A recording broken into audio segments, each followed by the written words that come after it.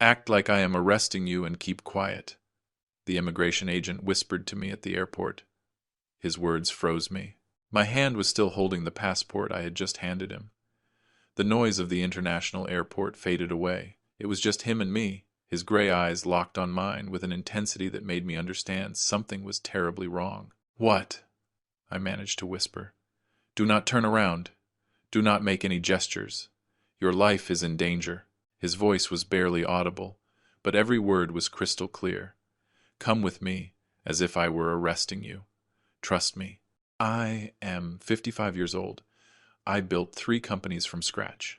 I have survived economic crises, unfair competition, and fraud attempts. I am not a man who gets scared easily, but in that moment, with the immigration agent looking at me with that absolute seriousness, I felt the ground moving beneath my feet. "Mr. Richard Miller," he said in a loud professional voice, "I need you to accompany me to the inspection office. There is an irregularity with your documentation." Behind me, I heard the voice of my son Andrew. "Dad, what is happening?" "Do not worry, sir," the agent replied without looking at me. "It is just a routine procedure. Wait in the boarding lounge, please." "But we—" "Wait in the lounge," the agent repeated firmly. I walked beside him, feeling the gazes of all the passengers in line. My son and my daughter-in-law, Ashley, stood there, watching me walk away, flanked by 2 security agents who had appeared out of nowhere. My heart was beating wildly. What was happening? Why did I feel like this was not a simple routine procedure? It has been 6 months since I lost my wife Helen. Cancer. Fast, brutal, without mercy. One day we were planning our retirement. Trips we never took because I was always busy building the business. The next day, the doctors gave us 6 months. She only survived 4. Her last wish was for me to get closer to our son. Andrew is 30 years old. He has been married to Ashley for 3 years.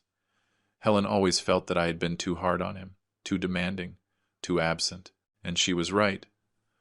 "Promise me you are going to fix things with Andrew," she told me from her hospital bed, with that weak voice that broke my soul. "Promise me you will not leave him alone like I am going to leave you." I promised her.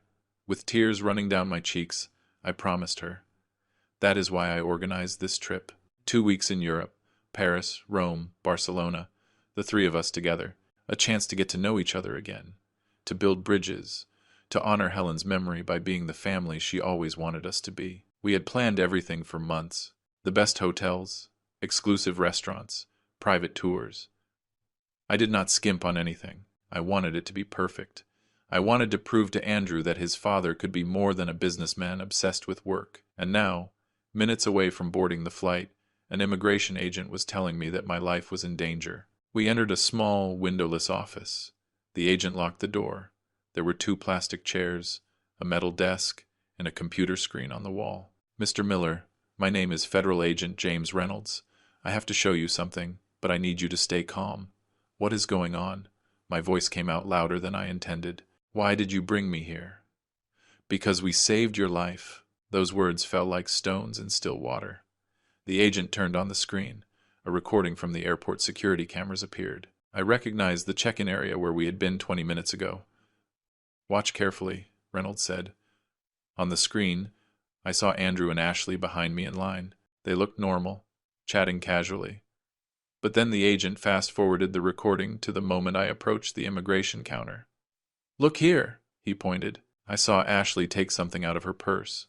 A small vial. She passed it discreetly to Andrew. He looked around, verifying that no one saw him. And then, my blood froze. My son uncapped my water bottle, the one I had left in my backpack while organizing my documents. The camera captured the exact moment he poured the contents of the vial into my water. Then he capped the bottle again and placed it exactly where it was. It all took less than 10 seconds. "No," I whispered. "It cannot be." "There is more," the agent said with a somber voice. He switched to another recording. This one was from the airport parking lot, 2 hours earlier. Andrew and Ashley were next to my SUV. She was handing him the vial. The agent turned up the volume. Although the audio was poor, some words were clear. "On the plane, 3 hours is enough. It will look natural. Heart attack. The properties remain in my name. The will. No one is going to suspect. Older man, recently widowed. Stress of the trip. The room spun around me. I sat heavily in the chair, feeling like I was running out of air. My son. My only son. The boy I held in my arms when he was born. The boy I taught to ride a bike. The young man for whom I paid for college, his master's degree, whom I helped start his first business. That same son had just tried to poison me. How? My voice cracked. How did you discover it? Pure chance, admitted Agent Reynolds. One of our behavior analysts was reviewing the cameras as part of a training exercise. He noticed the suspicious movement. He reported it. When we saw the full recording, we knew we had to act fast. And the vial? What was in the vial? Our forensics team recovered it from the trash can where your son threw it. They are analyzing it now, but based on the initial description. He paused. Mr. Miller, if you had drunk that water during the flight, you would not have arrived in Europe alive. I stared at the frozen screen. The image of my son, back to the camera, with my water bottle in his hand. The small vial tipped over the opening. Helen died 6 months ago, and my son could not even wait a year to inherit. Why? The question came out like a moan. I have a will. Everything is his, anyway. The companies, the properties, the accounts, everything. Why not wait? Agent Reynolds looked at me with something that looked like pity. Maybe he did not want to wait. Maybe he has debts you do not know about. Maybe, he stopped. Maybe greed simply has no logic. I remembered something Helen had told me months before she was diagnosed. We were having dinner, just the two of us. One of those rare nights when I was not working late. Andrew worries me, she had said suddenly. Why? I asked distractedly, checking my phone. I do not know. There is something in the way he talks about money, in the way Ashley looks at him, as if they were waiting for something. Waiting for what? For us to be gone. I had laughed. I had told her she was exaggerating, that she saw problems where there were none, that Andrew was our son, that he loved us. Helen did not insist, but now watching that recording, I remembered the sadness in her eyes that night. She had seen it. She had seen something that I, blinded by my work and my need to believe I had raised my son well, refused to see. Mr. Miller, the agent's voice brought me back to the present. We need you to make a decision. We can arrest them right now. We have enough evidence. The cameras, the vial, forensic analysis. They will go to prison for many years. And the other option? You can continue with the original plan. Board the plane as if nothing happened. But we will give you a new water bottle, uncontaminated, and we will have agents on the flight, watching, if they try anything else. Why would I do that? I interrupted him. Why not just arrest them and be done with it? Reynolds leaned forward. Because if we arrest them now, they are going to hire lawyers. Good lawyers that your money can pay for. They are going to say the evidence is manipulated, that it is a misunderstanding, that someone else could have touched that bottle, and maybe, just maybe, they find a way to get away with it, or receive a reduced sentence. And if I go on the trip, if you go on the trip, they are going to think their plan worked. They are going to lower their guard. They are going to make mistakes. And we will be documenting everything. When we finally arrest them, there will be no lawyer in the world who can defend them. I remained silent, processing. My businessman mind, trained to analyze complex situations and make difficult decisions, began to work. How much time do I have to decide? Your flight leaves in 45 minutes. I need an answer in 5. 5 minutes to decide if I wanted immediate justice or guaranteed justice. 5 minutes to decide if I still had the courage to look my son in the eyes, knowing he had just tried to kill me. I thought of Helen, of her grave still so recent that the fresh flowers wilted every week. I thought of all the times she defended me to Andrew, justified my absences, painted me as a hard-working hero to our son, and I thought of how that son had waited barely 6 months after her death to try to get rid of me. I am going to get on that plane, I said with a firm voice, and I am going to find out exactly who my son is. Agent Reynolds nodded slowly. I understand. It is your decision, but I need you to understand the risks. I understand them perfectly. I interrupted him. But you said you will have agents watching, correct? Correct. 2 undercover agents on the flight, 1 in first class, 1 in coach. They will be monitoring every move of your son and your daughter-in-law. Then I am safe. Physically, yes. emotionally. Reynolds looked at me with compassion. That is another story. He was right.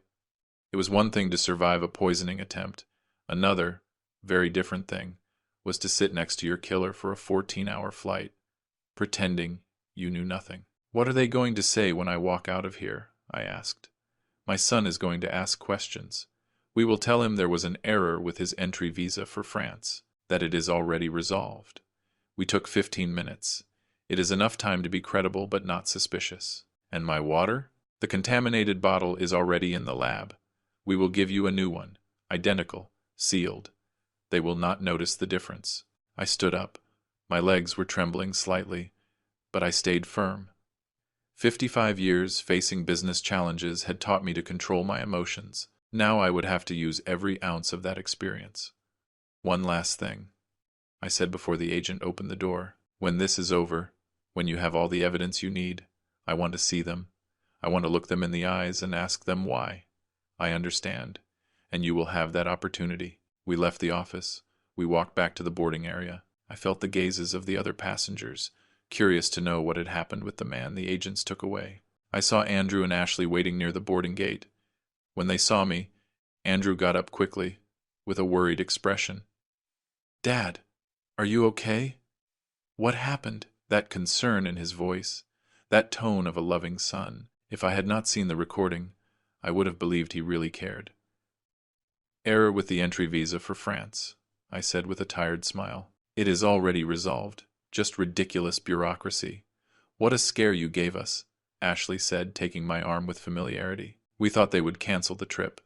I looked into her eyes. Light brown eyes. Pretty. Expressive. The same eyes that had been watching while she passed the vial of poison to my son. "No, no," I replied. "Everything is fine. We can board." The agent who had accompanied me discreetly handed me a new water bottle. "Your documentation, Mr. Miller," he said aloud. "Excuse the inconvenience." I took the bottle, identical to the previous one, but this one was not going to kill me. Andrew took my backpack, helping me arrange it. "Let me, Dad. I will carry it. You rest."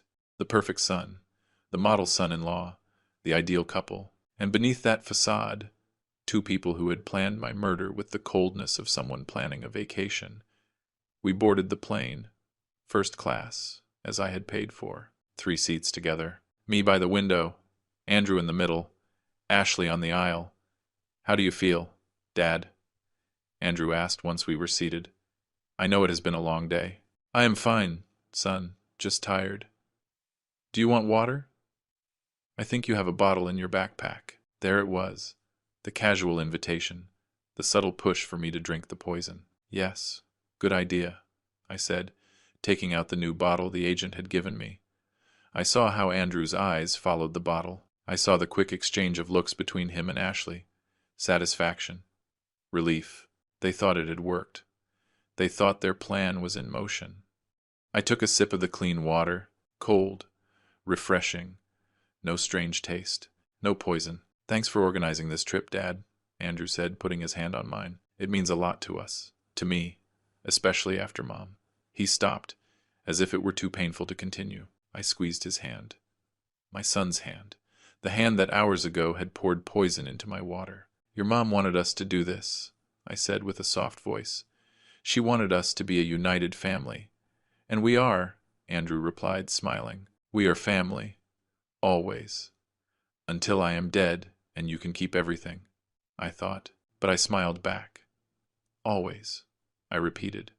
The plane began to move toward the runway. I looked out the window, watching Chicago getting smaller and smaller beneath us. Helen had asked me to get closer to our son, to fix our relationship, to be the family she always dreamed of.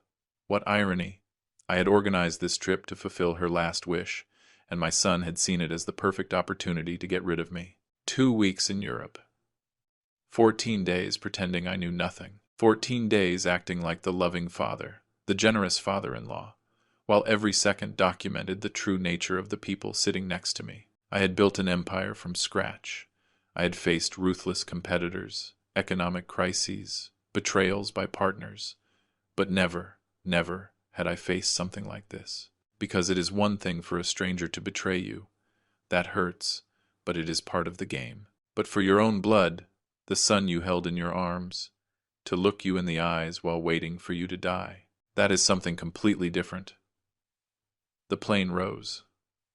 We left dry land behind, and I prepared myself for the hardest performance of my life, pretending I did not know my son was waiting for me to die, pretending I still loved him, pretending we were still family, because somewhere on that plane, 2 federal agents were watching, documenting, waiting for the precise moment to act, and I was going to give them all the time they needed.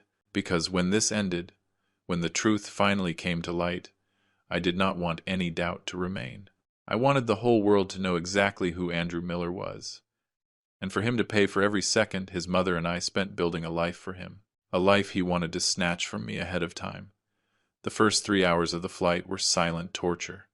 Andrew and Ashley acted with chilling normality. They chatted about the places we would visit in Paris, the Eiffel Tower, the Louvre, Notre Dame. They talked about restaurants, about French wines, about hotels with spectacular views, and every so often, with that rehearsed subtlety, they asked me if I felt okay. "Dad, you look a little pale. Are you sure you do not want to rest? Richard, does anything hurt? Your head? Your chest? Have you drunk enough water? It is important to stay hydrated on flights." Every question was a dagger, because I knew exactly what they were looking for. They were waiting for the first symptoms, the moment the poison started to take effect. I answered calmly, with reassuring smiles. I assured them I felt perfectly fine, and every time I did, I saw a flash of confusion in their eyes. Why was I still so healthy? Why was the poison not working? At some point, Andrew went to the bathroom.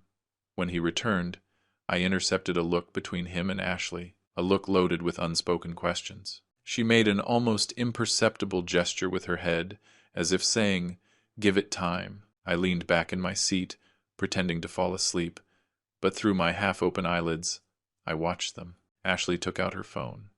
She typed something. Then she showed it to Andrew, covering the screen with her hand so I could not see. He read, frowned, and typed a response. They were communicating silently, coordinating, planning their next move. For 30 years, I built successful companies because I learned to read people, to detect lies in negotiations, to identify betrayals before they happened. Those skills had made me rich. Now, those same skills were keeping me alive. I remembered something my oldest partner, Mr. Harrison, a 70-year-old man with 50 years of business experience, had taught me. Richard, when someone betrays you, they are giving you a gift. They are showing you who they really are, and that information is worth more than all the money in the world. He was right. Andrew and Ashley had given me the most valuable gift, the truth. I opened my eyes slowly, as if I had just woken up from a nap. "How long did I sleep?" "Like 40 minutes, Dad," Andrew replied. "Did you rest?" "A little. These seats are comfortable." "Dad, there is something I wanted to mention to you." Andrew leaned toward me, lowering his voice as if it were an intimate conversation. "Ashley and I have been thinking. After Mom passed away, you have been carrying all the weight of the companies alone. It has to be exhausting." "It is part of the job," I replied, without knowing where he was going with this. "Yes, but it does not have to be that way. I studied administration. I worked in one of your companies for 3 years. I know the business. Maybe it is time for you to, well, give me more responsibilities. For you to start delegating important things to me." There it was. The real plan behind the plan. If I died on the plane, he would inherit everything immediately. But if for some reason the poison did not work, they had a plan B. Convince me to give them control of the companies while I was still alive. "More responsibilities?" I asked, keeping myself neutral. "Exactly. We could start by transferring some properties to my name. You know, for tax questions, to avoid problems with the IRS. You could also give me power of attorney over some of the main bank accounts. That way, if something happens to you, God forbid, everything would be in order and there would be no legal complications." Ashley joined in immediately. "It makes sense, Richard. You have worked so hard all your life. You deserve to rest a little. Let Andrew handle things while you enjoy your golden years. Golden years that you want to end as soon as possible," I thought. "It is an interesting idea," I said slowly, as if I were really considering it. Let me think about it during the trip. Maybe when we return to the States, we can sit down with the lawyers and see what makes sense. I saw the satisfaction on their faces. They thought they had planted the seed, that their plan B was working. There is no rush, Dad. We just wanted you to know that I am ready, that you can count on me, like Helen counted on you taking care of me after her death. I thought bitterly. The following hours passed in a surreal haze. We ate the plain dinner. Andrew ordered wine for the three of us. We toasted to the trip, to family, to new beginnings. Every toast was a lie.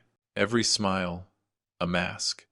At some point in the early morning, when the cabin was dark and most passengers were sleeping, I felt someone watching me. I opened my eyes discreetly and saw one of the undercover federal agents. He was a man of about 40, dressed like a common tourist, seated 3 rows ahead, but with a direct line of sight to us. Our gazes met for a second. He nodded almost imperceptibly. The message was clear. We are here. You are safe. I closed my eyes again, feeling a strange mix of relief and pain. I was physically safe, yes, but emotionally I was being torn apart piece by piece, because every minute I spent on that plane, every fake conversation, every gesture of feigned affection, was a reminder that my son wanted me dead. I thought about all the important moments of his life. His first day of school, his high school graduation, his wedding to Ashley 3 years ago, where I paid for every detail of a ceremony that cost more than what many people earn in a year. At that wedding, Andrew had hugged me and told me, "Thanks for everything, Dad, for giving me a life I never imagined, for being the best father in the world." At what moment did those words turn into lies? Or were they always lies? Helen was always more perceptive than me in emotional matters. I focused on providing, on building, on ensuring we never lacked anything. She focused on the small details, on the looks, on what was not said. I remembered another conversation, this time a year before her diagnosis. We were in bed, she reading a book, me reviewing financial reports on my laptop. "Ashley asked me today how many properties we have," Helen had said suddenly. "Why?" I asked, without looking up from the numbers. "I do not know." She said she was just curious, but it was strange, very specific. She wanted to know how many houses, how many rental apartments, how much land. Maybe she is just making conversation. "Richard!" Helen closed her book. "Look at me." I looked up. She had that expression I knew well, the one that meant, "This is important. Pay attention." "That girl is not making conversation," she continued. "She is taking inventory." Inventory. Yes, she is calculating exactly how much our family is worth, and I do not like it. I had told her she was exaggerating, that Ashley came from a humble family, and it was natural for her to be curious about a different lifestyle, that she did not have to be so suspicious. Helen had not insisted further, but now, remembering that conversation, I realized she had seen the truth I refused to accept. Ashley never loved Andrew. She loved what Andrew represented, access to a fortune. And Andrew, my son, had been weak enough to let himself be manipulated. Or maybe ambitious enough to participate willingly. I did not know which of the 2 options was worse. The plane began its descent toward Paris. The city lights shone below like a sea of stars. Normally this would be an exciting moment. My first trip to Europe in 10 years.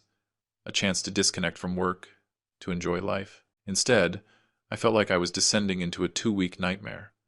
"Look, Dad," Andrew pointed out the window. "It is beautiful, right? Beautiful," I repeated without feeling anything. We landed at 7 in the morning, Paris time. Charles de Gaulle Airport was full of travelers, the organized chaos of thousands of people moving with purpose. While we waited for our luggage, Ashley went to the bathroom. Andrew and I were left alone for the first time since I had discovered his betrayal. "Dad, there is something I want to tell you." He started looking toward where Ashley had disappeared. "I know you and Mom always thought maybe Ashley was not the right person for me. That took me by surprise. We never said that. Not with words, but I felt it, in the way Mom looked at her, in how you were always a little distant with her." "Andrew, no, let me finish." He raised a hand. "I want you to know that I love her, and I know she loves me, and I know that together we are going to make you feel proud. We are going to take care of you, Dad, especially now that Mom is gone." He looked at me with sincere eyes, eyes I had watched grow since he was a baby, eyes that now I knew hid a stranger. "I know you are going to take care of me, son," I said, and in that moment I was not acting. The pain in my voice was completely real. "I have always known I can count on you." He hugged me. A tight hug, one of those he used to give me when he was a child after I returned from long business trips. I returned the hug, feeling something inside me break definitively. This was my son, the person who was supposed to protect me, care for me, honor me, and instead, he had planned my murder with the coldness of someone planning a business trip. Ashley returned from the bathroom. We collected our luggage. We left the airport toward the taxi that would take us to the hotel. Paris was exactly like the postcards. Historic buildings, cobblestone streets, cafes on every corner. The Eiffel Tower rose in the distance, majestic. "It is incredible," sighed Ashley, looking out the taxi window. "I always dreamed of coming here." "Well, now you are here," I said, "thanks to this trip. Thanks to you, Richard. You made this possible, and you wanted to thank me by killing me," I thought. The hotel was 5 stars, located in the 7th arrondissement, steps from the Eiffel Tower. I had reserved 2 suites, one for me, another for Andrew and Ashley. When we entered the lobby, a man in a suit approached me discreetly. "Mr. Miller?" he asked in English with a French accent. "Yes, welcome to Paris. I am Gerard, the hotel manager. If you need anything during your stay, do not hesitate to call me directly." He handed me a business card, but when I took it, he added in a very low voice, "I am also part of the team protecting you. Agent Reynolds coordinated everything with us. You are safe here." I nodded slightly. Another guard in my strange luxury prison. We went up to our rooms. Mine was spectacular. Huge windows with a view of the Eiffel Tower, king-size bed, marble bathroom that was bigger than the first apartment Helen and I shared when we were newlyweds. I sat on the bed, looking out the window. Paris stretched out before me, full of promises of adventure and discovery. But I felt no emotion, only tiredness, a deep tiredness that went beyond the physical. The room phone rang. It was Andrew. "Dad, do you want us to rest a while and then go down to eat something? Or, if you prefer, we can start the tour immediately." "Let's rest first," I replied. It was a long flight. Perfect. "See you in the lobby at 2 in the afternoon, then." I hung up. It was 9 in the morning. I had 5 hours before having to act again. I took off my shoes, lay on the bed, and, for the first time since the immigration agent had whispered those words to me at the airport, I let the tears flow. I cried for Helen, for not having listened to her when she warned me about Andrew and Ashley. I cried for my son, for the boy he was and the man he became. And I cried for myself, for the old fool who had worked all his life building an empire for his family, without realizing that his family was only waiting for him to die to claim it. There must be something deeply broken in a father who raises a son capable of murder. There must be something I did wrong, something I did not teach him, some value I failed to instill. Was it because I worked too much? Because I was absent during important moments? Because I gave him too much money? Too much comfort? Too easy? I had no answers. I only had questions that tortured me. The room phone rang again. I ignored it. It rang 3 more times before I finally answered. "Mr. Miller?" It was Gerard, the manager. "Excuse the intrusion. I just wanted to inform you that your son came down a moment ago to the reception. He asked some questions about you." "What kind of questions?" "He asked if we had a doctor available. He said you have a history of heart problems and wanted to make sure that, in case of emergency, we knew who to call." My blood froze. "I do not have any history of heart problems." "I know, sir. That is why I am calling you. Your son is setting the stage. When you—" He paused. "When they expect something to happen to you, they want the hotel staff to already have in mind that you had heart problems. That way it will look natural." "What did you tell him?" "Nothing specific. I just appreciated the information and assured we would have everything prepared. But I wanted you to know." "Thanks, Gerard." I hung up, feeling rage beginning to replace sadness. They did not just want me dead. They wanted my death to look natural. They wanted to cry at my funeral, receive condolences, inherit my fortune, and for no one to ever suspect they had orchestrated everything. And they probably would have succeeded, if not for a behavior analyst training at the airport, if not for that stroke of luck that exposed their plan. I got out of bed, washed my face, looked in the mirror. The man looking back at me looked tired. 55 years, that suddenly looked like 70. Deep, dark circles. Wrinkles I did not remember having. But in those eyes, I also saw something else. Determination. Because if Andrew and Ashley thought they were going to get away with it, if they thought they could murder me and live happily with my money, they were very wrong. I had built an empire from scratch. I had survived economic recessions, ruthless competitors, fraud attempts. I was not going to let my own son destroy me.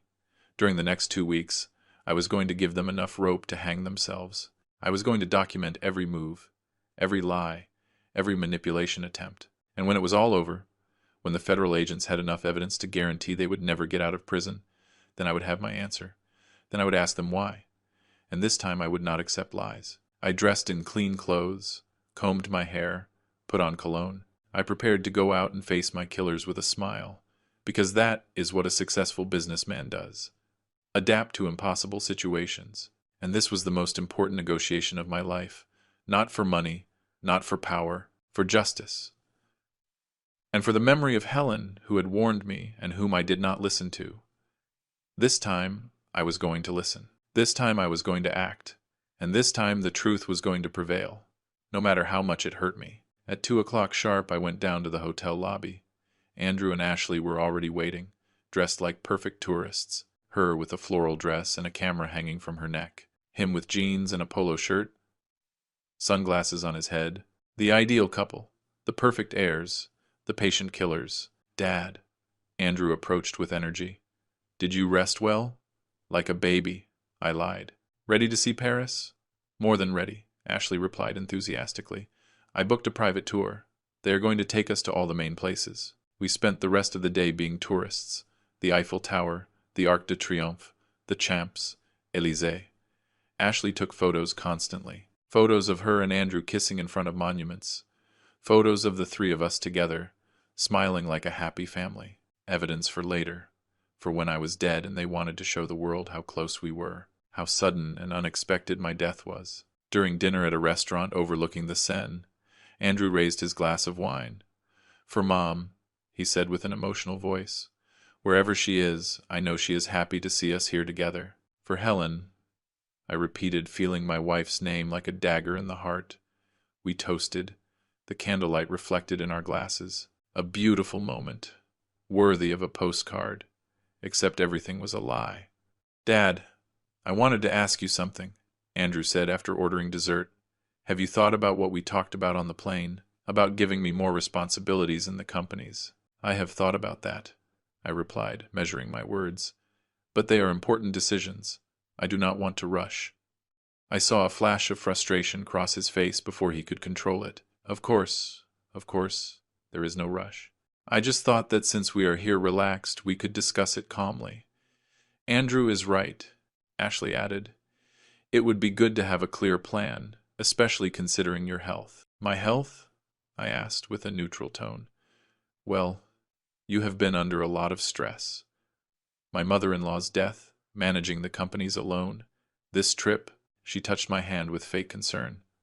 We just want to make sure that if something happens, God forbid, everything is in order. There it was again, preparing the ground, planting the seed that I was sick, stressed, about to collapse. I appreciate your concern, I said, but I feel perfectly fine, better than I have felt in months, actually. The two exchanged another one of those meaningful looks. That night, back in my room, I received a call from an unknown number. Mr. Miller. It was a female voice I did not recognize. I am Agent Flores. I work with Agent Reynolds. Can you speak freely? Yes.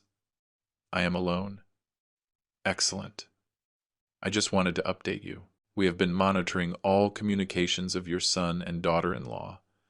Last night, while you slept on the plane, she sent an encrypted message to a contact in Mexico. What did it say? It didn't work. Need Plan B. 2 weeks to fix it. I closed my eyes, feeling the weight of those words.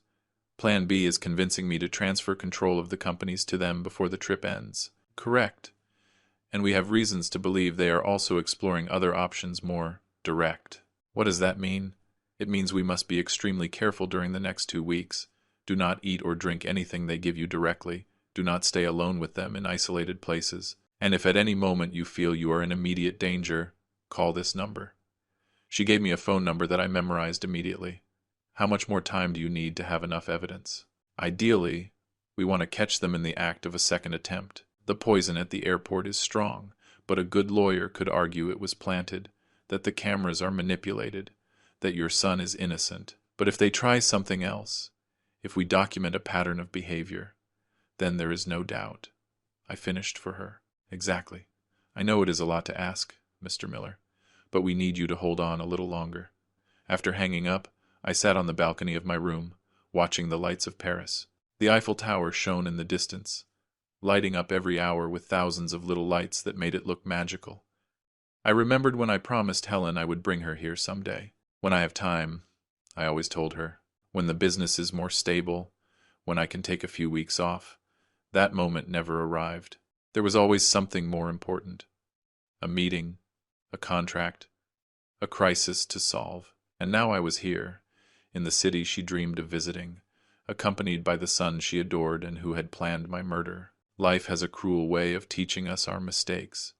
The following days followed a similar pattern. We visited museums, walked through Montmartre, ate in elegant restaurants, and all the while, Andrew and Ashley maintained their perfect performance. But I had learned to read the signs. The moments when Ashley wrote messages on her phone and hid it quickly when I approached, the conversations that ended abruptly when I entered a room, the looks they exchanged when they thought I was not watching. The fourth day in Paris, Andrew suggested we do something different.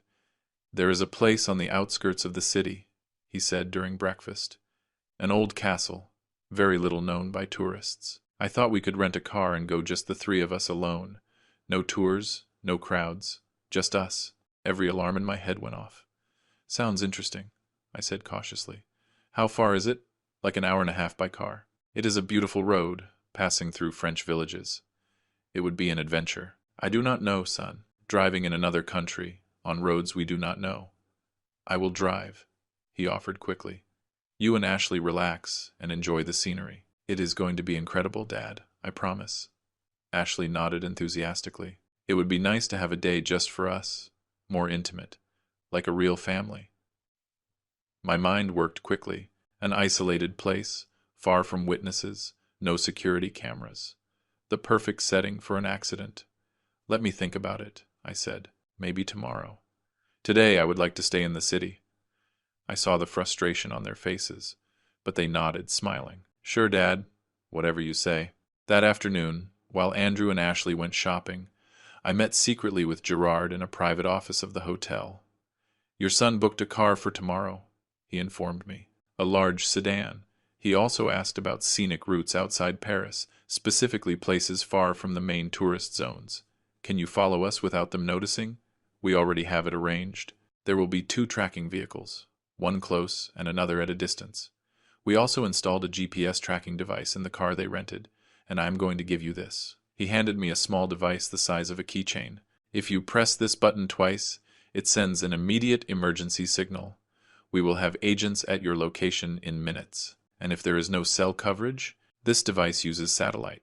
It works anywhere. I put it in my pocket, feeling its weight like a talisman of protection. That night I could not sleep. I stayed awake imagining scenarios. What would they do? Would they simulate a car accident? Would they push me off a cliff and say I lost my balance? Poison again. This time without witnesses to interrupt. My son. My own blood. Planning the details of my death with the same casualness with which most people plan their vacation. At 3 a.m, my phone vibrated. It was a message from an unknown number. Intercepted new communication, Ashley wrote. Tomorrow at the castle. Perfect place. No one will see us. Just do it fast. Stay alert. Do not go anywhere alone with them. I deleted the message. I got up, poured myself a whiskey from the minibar, and sat by the window. Paris slept below. City of lights. City of love. City where my son planned to become an orphan. There is a moment in the life of every father when he realizes his son is no longer a child, that he has become his own person, with his own decisions, his own consequences. I had that moment years ago, when Andrew graduated from college and decided to start working with me. I felt proud then. I thought we would finally have something in common, that we could build together. But I had been wrong. Andrew never wanted to build with me. He only wanted to wait for me to build everything for him. The next morning arrived too fast. I went down to breakfast and found Andrew and Ashley already ready, with backpacks prepared and energy like kids on a field trip. "Dad, we thought you had changed your mind about the castle," Andrew said. "No, I just slept badly. But I am ready. Let's go." The car was a new Mercedes. Andrew sat behind the wheel, Ashley as co-pilot, me in the back, like a child, like someone without control of his own destiny. We left Paris on increasingly smaller roads. Buildings gave way to green fields, villages with stone houses, ancient churches. It was beautiful. I had to admit it. It was also isolated, perfect for what they had planned. "How about we stop there?" Ashley pointed toward a lookout with a view of a valley. "We could take photos." Andrew parked. We got out of the car. The wind blew hard, bringing the smell of wet earth and wildflowers. The lookout had a metal railing, old and rusty. Beyond, a cliff about 100 feet high. Ashley started taking photos. Andrew stood next to me at the railing. "It is incredible, right?" he said. "The view. Incredible," I repeated, with every muscle in my body tense. "Dad, I want you to know something." His voice changed, became more serious.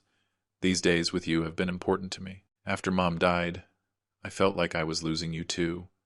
But this trip made me realize how much I need you in my life. The right words, the perfect tone. If I did not know the truth, I would have been moved to tears. I need you too, son," I said, and I was not acting. Despite everything, despite the betrayal, part of me still wanted to believe there was some goodness in him. "Come, stand here." He guided me closer to the edge. "Ashley, take a picture of us here." She raised the camera. I was at the edge of the cliff, Andrew behind me. A push, that is all it would take. A quick push, and I would fall 100 feet. Broken bones, head trauma, almost instant death. And they would cry at my funeral, telling the tragic story of how their father lost his balance while taking a family photo. "Smile, Richard," said Ashley. In that moment, I felt Andrew's hands on my back, not pushing, just touching, positioning me. "A little more to the left," he indicated. I took a step. My heels were inches from the edge. "Perfect," said Ashley. "On the count of 3. 1, 2, time slowed down. I felt Andrew's hands pressing slightly. I saw Ashley lowering the camera, her eyes shining with something that was not amusement, and in that second I understood what was going to happen. My hand went to my pocket, touching the emergency device Gerard had given me. 3, said Ashley. Andrew's hands tensed on my back, and then I heard a noise, the unmistakable sound of a car approaching at full speed. Andrew's hands pulled away immediately. I took a step forward, away from the edge, with my heart beating like a war drum. A French police car appeared on the road. 2 officers got out, walking toward us with serious expressions. "Bonjour," greeted one of them. "Excuse the intrusion. We are doing security checks in the area. Could you show us your IDs?" Andrew and Ashley looked at each other. Confusion mixed with fear? "Sure, officer," I said, taking out my passport with hands that trembled slightly. The police checked our documents with professional calm, but I saw how one of them looked at me with meaning. Another undercover agent. "Everything is in order," he finally said, returning our passports. "Enjoy your visit to France, and please, be careful near the cliff. We have had several accidents here in the last few years." The message was clear. We saw everything. We are here. The police left. Andrew and Ashley seemed nervous. "How strange," murmured Ashley. "Security checks in the middle of nowhere. They must be looking for someone," said Andrew, but his voice sounded tense. "Better continue to the castle." The rest of the day passed without further incidents. We visited the castle. We ate at a restaurant in the nearby village, returned to Paris at sunset. But something had changed. Andrew and Ashley were quieter, more cautious, as if they knew someone was watching them. That night I received another call from Agent Flores. "It was close today," she said without preamble. "Very close. If our officers had not arrived at that exact moment." I know. Mr. Miller, we have to consider the possibility of ending this now. Arrest them before they make another attempt. Do you have enough evidence? Silence on the other end. Not as much as we would like. Their lawyers could argue that the moment at the lookout was innocent. What? They were just positioning you for a photo? We do not have definitive proof of intent. Then we continue, I said with a firm voice. Until you have it, Mr. Miller. Agent Flores, I have built my life making difficult decisions. This is just one more. I need this to be resolved once and for all. Without doubts, without possibility of them escaping on legal technicalities. I understand. But please be extremely careful. We do not know what they are going to try next. After hanging up, I poured myself another whiskey. My hands no longer trembled. Instead, I felt a strange calm, because I had finally understood something important. I had the control. Andrew and Ashley thought they were hunting. They thought I was the defenseless prey. But they were wrong. I was the one leading them exactly where I wanted. I was the one documenting every lie, every attempt, every moment of their betrayal. And when all this was over, when they were sitting in a cell wondering how it all went so wrong, they would understand the truth. You were never the hunter, son. You were just a fool with a plan that never had a chance to work. Because your father did not build an empire being stupid, and I was not going to start now. The following days were a macabre dance of feigned normality. We went to Versailles. We walked through the palace gardens. We took photos in front of the fountains. We ate pastries in cafes with 3 centuries of history. Any outside observer would have seen a happy family enjoying a dream vacation. But I knew the truth. Every smile was a lie. Every hug, a betrayal. Every "I love you, Dad" that came out of Andrew's mouth was a dagger wrapped in velvet. The 7th day in Paris, something changed. We were having dinner at a restaurant near Notre Dame when Andrew received a call. He apologized and went out to answer. He returned 5 minutes later with a pale face. "What happened?" asked Ashley with a worried tone, which sounded genuine for the first time. "It was my partner in Mexico. There are problems with one of the businesses I am managing. I need to resolve some things urgently." "What kind of problems?" I asked. "Nothing serious, Dad. Just administrative issues. But I need to make some calls, review documents. Do you mind if Ashley and I skip the tour tomorrow? I need to be in the room working." "Sure, son. Business is important." That night, after everyone retired to their room, I received another update from Agent Flores. "We know what call your son received," she told me. It was not his partner. It was someone from a law firm in Mexico. Apparently, Andrew and Ashley have massive debts you do not know about. How massive? Near 8 million pesos. Loans with criminal interest rates. That is about $400,000. It seems they invested in a business that failed completely. The lenders are threatening legal action. Everything started to make sense. It was not just greed, it was desperation. "That is why they need the money now," I murmured. "They cannot wait for me to die naturally in 20 or 30 years. "Exactly. And we have evidence that Ashley was researching undetectable poisons on the internet, how to simulate heart attacks, inheritance, and wills, all from her personal phone. Is that enough to arrest them?" "Almost. We just need one last element. We need to catch them in the act of another attempt, or we need them to confess." "Confess?" "They never will. Not voluntarily. But if you can provoke them, make them speak while wearing a hidden microphone, then we would have everything we need." I remained silent, processing the proposal. "You want me to confront my son? Force him to admit he is trying to kill me?" "I know it is a lot to ask, but it is the safest way to guarantee a conviction without possibility of appeal. A confession recorded in his own voice, explaining his motives and methods. And if he gets violent, we will have agents meters away. At the first sign of physical danger, we intervene. But we need him to speak first." I spent the rest of the night sleepless, preparing myself mentally for what I would have to do. The next day, Andrew and Ashley said they would be busy all morning with work calls. It was the perfect opportunity. But first, I needed to know more about those debts. I called my accountant in the States, Rodrigo, a man who had worked with me for 15 years. "Mr. Miller, what a pleasure to hear you. How was the trip?" "Good, Rodrigo, but I need you to investigate something for me. Discreetly. Whatever you need. Check my son's finances. Everything. Bank accounts, credit cards, loans, investments, everything you can find. Is there a problem? Just do it. And send me the full report before noon. 3 hours later, I had the report in my email. I read it in my room, feeling the rage growing with every page. Andrew and Ashley did not just owe $400,000. They owed almost $800,000 to different lenders, some legitimate, others clearly connected to criminal organizations. They had invested in a cryptocurrency business that turned out to be a scam.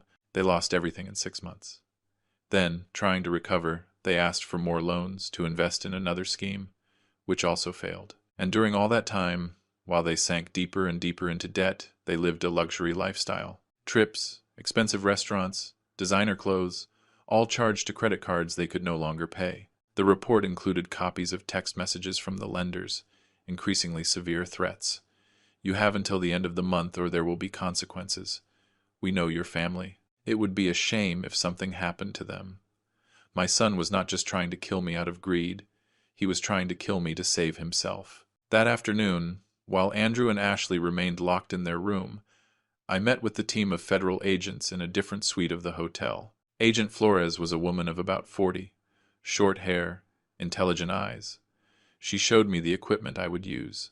It is a practically invisible microphone, she explained, sticking it under my shirt. It transmits in real time. We will hear everything and be ready to intervene if necessary. How do I provoke him to speak? Tell him you know about the debts, that you discovered everything. See him get nervous. Nervous people make mistakes, say things they shouldn't.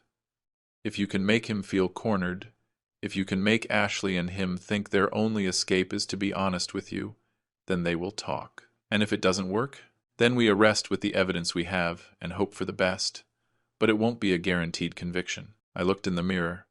A 55-year-old man with a hidden microphone, preparing to confront his killer son. How had my life reached this point? At 7 p.m, I knocked on the door of Andrew and Ashley's suite. He opened, surprised to see me. Dad, everything okay? I need to talk to you. With both of you. It is important. Ashley appeared behind him, with a cautious expression. Sure, Dad. Come in. I entered. The suite was identical to mine, but messier. Clothes thrown around, documents scattered on the table, open laptops. I sat on the sofa. They sat in front of me. I could feel the tension in the air. What's wrong? Andrew asked. You look serious? We have to talk about money, I said directly, specifically about your debts. I saw him go pale. Ashley went rigid. My debts. I don't know what. Don't lie to me. I interrupted him with a cold voice. I know everything, Andrew. The loans, the failed investments, the $800,000 you owe, everything. Deadly silence. I could hear my own heart beating. Dad, I was going to tell you. When? When were you going to tell me? After I was dead and you could pay your debts with my inheritance? Ashley stood up abruptly. I don't know what you are insinuating, but sit down, I ordered with an authority I didn't know I still had. Both of you, sit down and let me speak. They sat down. Andrew had tears in his eyes. Were they real or acted? I know you are in trouble, I continued. I know the lenders are threatening you. I know you thought the only way out was my death. No, Andrew jumped up.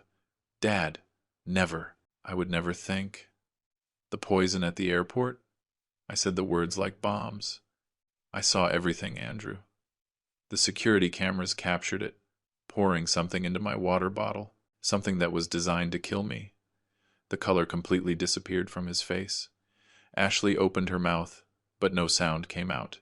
I also know about the attempt at the lookout, I continued, positioning me on the edge of the cliff, waiting for the perfect moment to push.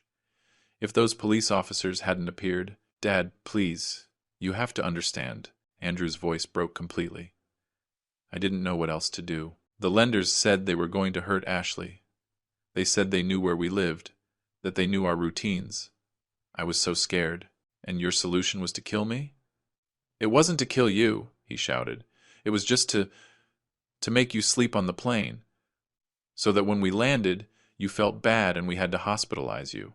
We thought if you were in the hospital, if the doctors said you had heart problems, you might decide to transfer control of some things to me, to avoid stress. It wasn't real poison, just Just strong sedatives. Lie, I said firmly. The analysis showed exactly what it was. And in the dose you put, I would have died on that plane. Real tears now ran down Andrew's face. He dropped to his knees in front of me. Dad, I'm sorry. I'm so sorry. I was desperate. I wasn't thinking clearly. Ashley and I, we were terrified. The lenders are not normal people, Dad. They are criminals. They said they would give us until the end of the month, or what? They would kill you? My voice was pure ice. So you decided it was better if they killed me? No, it wasn't like that. I needed time. I needed money fast. And I thought if something happened to you, if I died, you inherited everything and could pay your debts. Silence. A silence that was worth more than 1,000 confessions. Ashley finally spoke, her voice barely a whisper. It was my idea. It was all my idea. Andrew didn't want to, but I convinced him. I told him it was the only way. That you were already old, that anyway I was going to die soon. I finished for her. That what did a few years matter? More or less. She started crying too, but I felt no compassion. Do you know what is saddest about all this? I asked. It isn't that you tried to kill me. It is that you didn't even have the courage to be honest with me. If Andrew had come and told me, Dad, I'm in trouble. I made mistakes. I need help. I would have helped him. I would have paid every penny of those debts. I would have protected my son. Dad.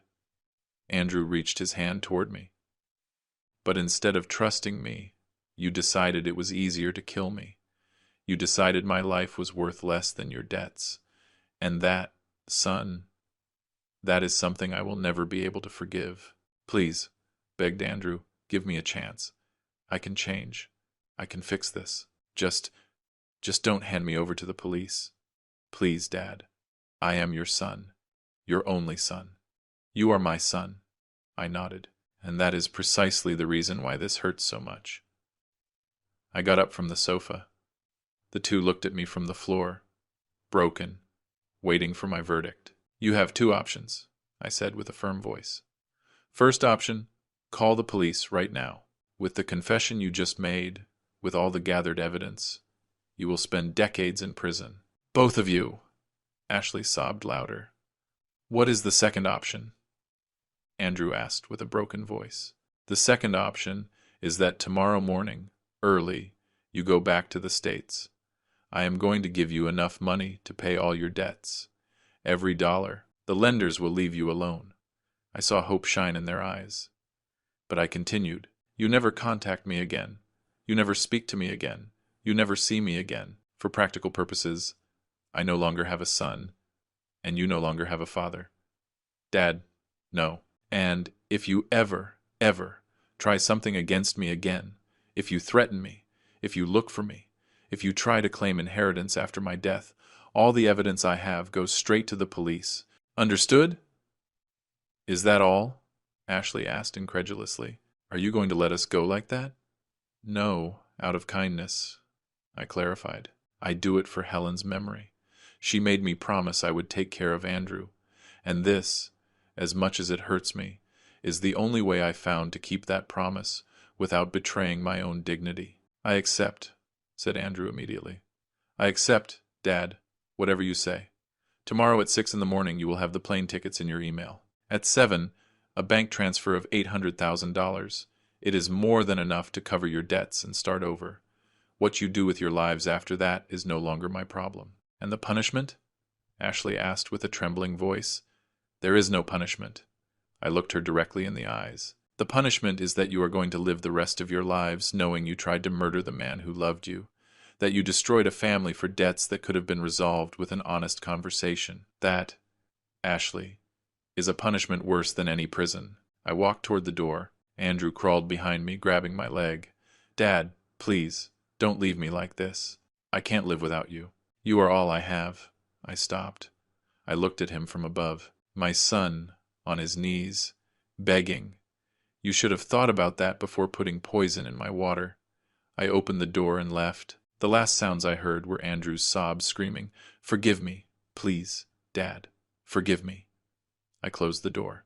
In the hallway, Agent Flores was waiting for me with 2 other officers. We recorded everything, she said. Full confession, motives, methods, everything. It is more than enough to arrest them right now. No, I said firmly. I am going to keep my word. I am going to give them the money and I am going to let them go. Mr. Miller, they tried to murder you. Multiple times. I know, but they are the consequences I choose to give them. And believe me, living with what they did is worse than any prison. The agent looked at me for a long time. Finally, she nodded. It is your decision, but we will keep the file open. If you ever need it. If they break the agreement, then arrest them with the full weight of the law. But until then, this ends here. That night I slept deeply for the first time in 2 weeks. A part of my nightmare was over. The next morning, at 6 o'clock, I knocked on the door of their suite. Andrew opened with red and swollen eyes. Behind him, the suitcases were already packed. The taxi is waiting for you downstairs, I said. The tickets are in your email. The money will arrive in your account in an hour. Dad, No, I interrupted him. There is nothing more to say. Live your lives. Be better people, but do it far from me. Ashley appeared behind him. She looked at me with eyes full of tears. I'm sorry, she whispered, for everything. Me too, I replied. I am sorry things have come to this. I watched them take their suitcases. I accompanied them to the elevator. When the doors opened, Andrew turned one last time. Will you ever be able to forgive me? I thought of Helen, of her last words. Take care of our son. Maybe, I said finally. But not today, and probably not tomorrow either. If that day comes, I will let you know. The elevator doors closed, and just like that, my son disappeared from my life. I returned to my suite. I sat on the balcony, watching the sunrise over Paris. The city woke up slowly, full of promises of new beginnings. My phone rang. It was Audrey, my daughter from San Francisco. Dad? I saw that Andrew posted something strange on social media, saying he was returning to the U.S. early. Is everything okay? Everything is fine, honey, I replied, and for the first time in weeks it was true. Just some necessary changes. Changes? I will explain when I return. But for now, I just want you to know that I love you very much, and that I appreciate that you have always been honest with me. I love you too, Dad, and I miss you. Hurry back. After hanging up, I stared at the Eiffel Tower in the distance. Helen and I had dreamed of coming here together. That dream was never fulfilled. But maybe I could create new dreams, with Audrey, with her children, with the people who really valued me. I passed the next 7 days alone in Paris, and I discovered something surprising. I enjoyed every moment. I visited museums without having to pretend interest in fake conversations. I ate in restaurants without having to watch my drink. I walked through Montmartre without feeling expectant eyes waiting for my death. And slowly, very slowly, I began to heal. One afternoon, sitting in a cafe near the Seine, I wrote a letter. Not to send it, just to process my thoughts. Dear Helen, I kept my promise to take care of Andrew, but not in the way you expected. I saved him from prison. I gave him money to get out of his problems, but I also had to let him go. I hope you understand me.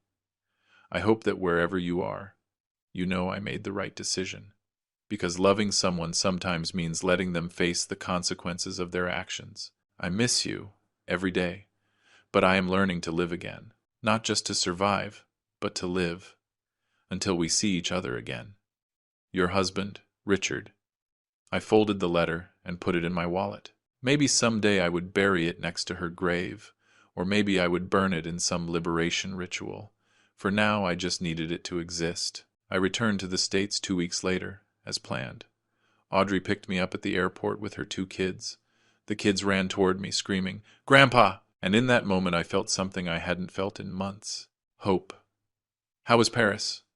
asked Audrey while driving toward my house. "Revealing," I replied. "In many ways I never imagined."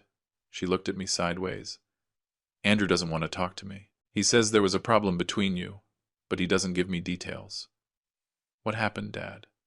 "Someday I will tell you everything, but not today. Today I just want to get home, hug my grandkids, and start over. 6 months have passed since Paris. 6 months in which I have had no contact with Andrew. According to his bank account, which I still monitored discreetly, he paid all his debts and moved to another city with Ashley. I don't know if they are happy. I don't know if they learned anything from all this. I will probably never know. But I have learned something important. That family is not defined by blood. It is defined by loyalty, respect, genuine love. Audrey and her kids come to visit me every week. I have dinner with them. I play with the kids. I listen to their stories. It is a simpler life than the one I had, but infinitely richer. I also started making changes to my will. The majority of my fortune will go to Audrey, another part to charities, and a small part, will remain in a trust for Andrew, not because he deserves it, but because his mother would have asked me. But that trust will come with conditions, with requirements of therapy, of genuine work, of demonstration of real change. I don't know if he will ever claim it. Maybe yes, maybe no. Yesterday I received a letter. It had no return address, but I recognized the handwriting immediately. It was from Andrew. I held it in my hands for an hour before daring to open it. Dad, I know I have no right to write to you. I know I broke something I will never be able to repair, but I need you to know that not a day goes by without me regretting what I did. Ashley and I separated. She went back to her family. I am living alone, working a normal job, paying rent like anyone else. I started therapy. The therapist says I have a lot of work to do, that I don't only need to repair what I did to you, but understand why I became someone capable of that. I am not asking for forgiveness. Not yet. I am just telling you that I am trying to be better. If someday, maybe in many years, you think we can talk, I will be waiting. Your son, Andrew. I read the letter 3 times. Then I folded it carefully and put it in my desk. Maybe someday I will answer. Maybe someday we can have a real conversation. But today is not that day. Today I am just a 56-year-old man who survived a murder attempt by his own son. A man who chose justice over revenge. A man who is learning to live again. And that, for now, is enough. If you are listening to this story and you identify with it in some way, if you are afraid of your own family, if you feel you cannot trust the people who should care for you, I want to tell you something. You are not alone. And you are not crazy for feeling this way. Sometimes the people who hurt us the most are the ones who share our blood, and it is okay to walk away. It is okay to protect yourself. It is okay to choose your own peace over blind family loyalty. True family is earned, not inherited. And if I could survive this, you can also survive whatever you are facing. Be careful. Trust your instincts. And remember that your life has value, no matter what others make you believe. Thanks for listening to my story, for accompanying me on this painful but necessary journey. Protect yourself, and never, never let anyone make you feel that your life is worth less than their convenience, because your life is valuable, always was, always will be, and that is something that no one, not even your own blood, has the right to take away from you.